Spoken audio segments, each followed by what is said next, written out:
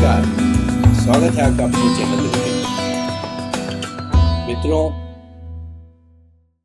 हम भारतवर्ष में रहते हैं और भारतवर्ष की विशेषता यहाँ की विभिन्न सांस्कृतिक विरासत और विभिन्न कल्चर के रूप में विश्व प्रसिद्ध है।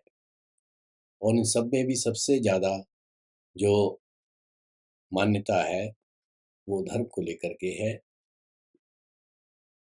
और उस अपने धर्म के अनुपालन में लोग जिन जिन क्रियाकलापों का प्रयोग करते हैं वो भी एक विशेष महत्व रखते हैं। आज की चर्चा हमने इसी बात पर केंद्रित की है कि चलिए जानने की कोशिश करते हैं कि ये क्रियाकलाप महज हमारे परिवार में वर्षों से चली आ रही एक परंपरा मात्र है या उनका कोई वैज्ञानिक आधार भी है। हमारा पूरा ब्रह्मांड ऊर्जा के प्रभाव पर ही आधारित है। यदि ऊर्जा का प्रभाव हमारे शरीर, घर, मंदिर या किसी भी स्थान पर असंतुलित होता है तो वह किसी भी सजीव वस्तु के लिए शारीरिक व मानसिक असंतुलन पैदा करने का कारण होता है। प्राचीन समय में हमारे ऋषि मुनियों को हर प्रकार की ऊर्जा के बारे में ज्ञान था, इसलिए उन्होंने हमारी पूजा के क्रियाकलापों या धार्मिक क्रियाकलापों को इस तरह बताया कि वे हमारी शारीरिक और मानसिक ऊर्जा को सकारात्मक तरीके से संतुलित बनाए रखते हैं।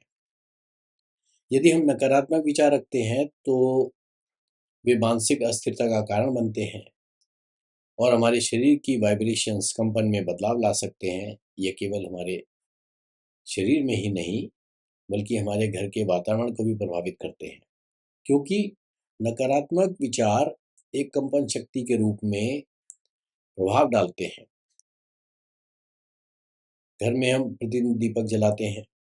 दीपक जलाते समय हम गाय का घी, सरसों का तेल या तिल के तेल का प्रयोग करते हैं।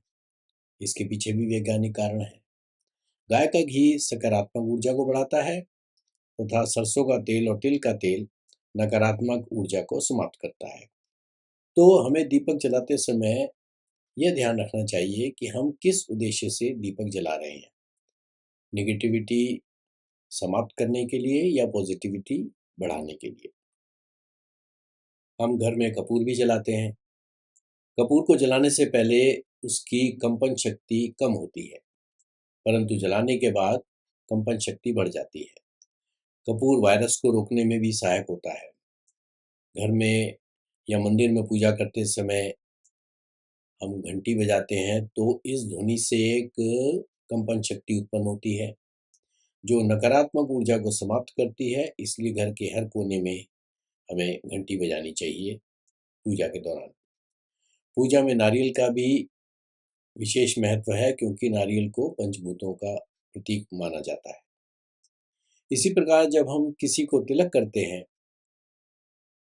तो उसका भी अपना एक महत्व है, क्योंकि हमारी पांचों उंगलियां पंचभूतों का प्रतीक हैं। अंगूठा अग्नि का, तर्जनी उंगली आकाश का, मध्यमा उंगली वायु का, अनामिका पृथ्वी तत्व का और कनिष्ठिका उंगली जल का प्रतीक होती है। तो जब हम तिलक लगाने में अधिकतर अनामिका उंगली का प्रयोग करते हैं, इसका अर्थ है कि जिसको तिलक लगाया जा रहा है वह व्यक्ति भूमि तत्व से जुड़ा रहे, अर्थात वह जमीन से जुड़ा रहे, उसके विचार जमीनी हो। प्राचीन समय में जब योद्धा युद्ध पर जाते थे तो उन्हें अंगूठे से त्रिकोण के रूप में तिलक लगाया जाता था और वो भी अग्नि तत्व वाले अंगूठे से। इसका मतलब था कि अंगूठे से अग्नि के प्रतीक के रूप में तिलक लगाने से उनके आज्ञा चक्र में अग्नि रूपी शक्ति समाहित हो जाती थी और जिससे वे बड़ी वीरता के साथ युद्ध स्थल में युद्ध करते थे। पहले समय में तिलक लगाने के लिए कुमकुम, सिंदूर और केसर को मिलाकर प्रयोग किया जाता था, जिसमें से वायलेट कलर की एनर्जी यानी बैंगनी रंग की ऊर्जा निकलती थी। जो हमारे आज्ञा चक्र की आध्यात्मिक शक्ति को बढ़ाती थी।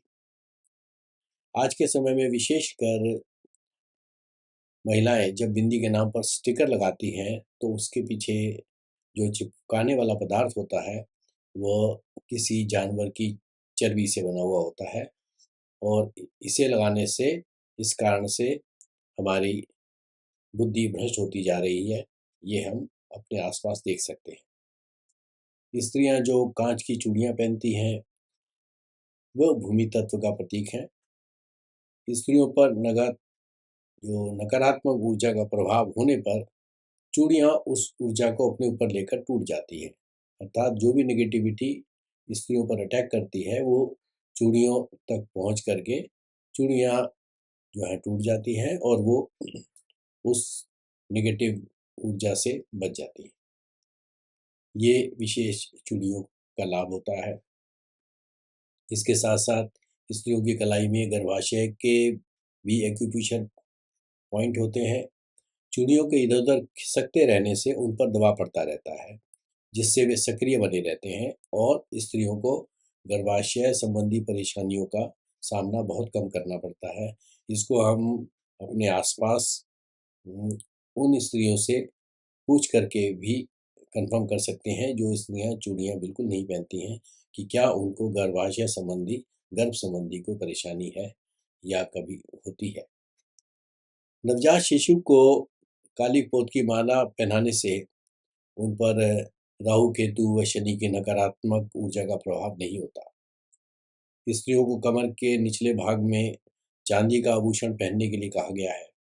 इसका वैज्ञानिक कारण यह है कि चांदी नकारात्मक ऊर्जा को रोकती है। पैरों से आने वाली नकारात्मक ऊर्जा गर्भाशय तक न पहुंच सके, इसे रोकने के लिए पैरों में चांदी की पायल तथा कमरबंद का प्रयोग किया जाता था। भारत में शादी भी एक उचित और वैज्ञानिक प्रक्रिया है। शादी से पहले लड़के और लड़की को हल्दी और बेसन का लेपन लगाया जाता है, जो शरीर के अंदर की नकारात्मक ऊर्जा को बाहर निकालती है तथा बाहर से आने वाली नकारात्मक ऊर्जा को रोकती है। अग्नि के चारों तरफ 7 फेरे लेने का भी अपना महत्व है, क्योंकि पंचभूतों में अग्नि ही सबसे पवित्र ऊर्जा मानी जाती है। वर वधू जब 7 फेरे अग्नि के चारों तरफ लेते हैं तो उनके बीच में जो भी नेगेटिव एनर्जी होती है उनके अंदर, वो अग्नि में भस्म हो जाती है और उनका एक नया रिश्ता आकार लेता है। पूजा स्थल जैसे हमारे मंदिर, यहाँ सबसे अधिक सकारात्मक ऊर्जा का स्थान माना जाता है। मंदिर में हमेशा मंत्रोच्चारण होते रहते हैं, यज्ञ और हवन आदि होते रहते हैं, जिससे मंदिर की सकारात्मक ऊर्जा बनी रहती है। वेद मंत्रों का उच्चारण, कपूर आदि जलाकर मंदिर की सकारात्मक ऊर्जा को इतना बढ़ाया जाता है कि वहां जाकर हमें एक आत्मिक आनंद का अनुभव होता है। भारत में कई तीर्थ स्थल ऐसे हैं जिनका अपना एक विशेष महत्व है। उदाहरण के लिए तिरुपति के पास जो कालहस्ती एक प्रसिद्ध स्थान है, वहां पर हॉरिजेंटल और वर्टिकल लाइंस के इंटरसेक्शन से वो जो आपस में कटती हैं, उनकी वजह से एक ऐसी ऊर्जा निकलती है जिससे वहाँ किसी भी प्रकार के राहु केतु व काल सर्पदोष का निवारण हो जाता है। इसलिए लोग वहाँ जा कर के इन दोषों के निवारण के लिए उस स्थान का विजिट करते हैं। इसी प्रकार शनि शिंगणापुर धाम जो शिरडी के पास स्थित है, वहाँ जाने से शनि का प्रकोप काफ़ी कम हो जाता है, ऐसा भी देखा गया है। तो मित्रों, ये थी आज हमारी धार्मिक मान्यताओं से जुड़ी हुई एक ऐसी चर्चा जिसमें हमने इस बात को जांचने की कोशिश की कि क्या ये मान्यताएं मात्र मान्यताएं हैं जो बरसों से हमारे परिवार में चली आ रही हैं, या इनके पीछे कोई वैज्ञानिक कारण भी है। तो आशा है ये चर्चा आप सभी ज्योतिष प्रेमियों के लिए लाभदायक सिद्ध होगी और अपने धार्मिक क्रियाकलापों में इनको समाहित करके आप इसका लाभ उठाएंगे।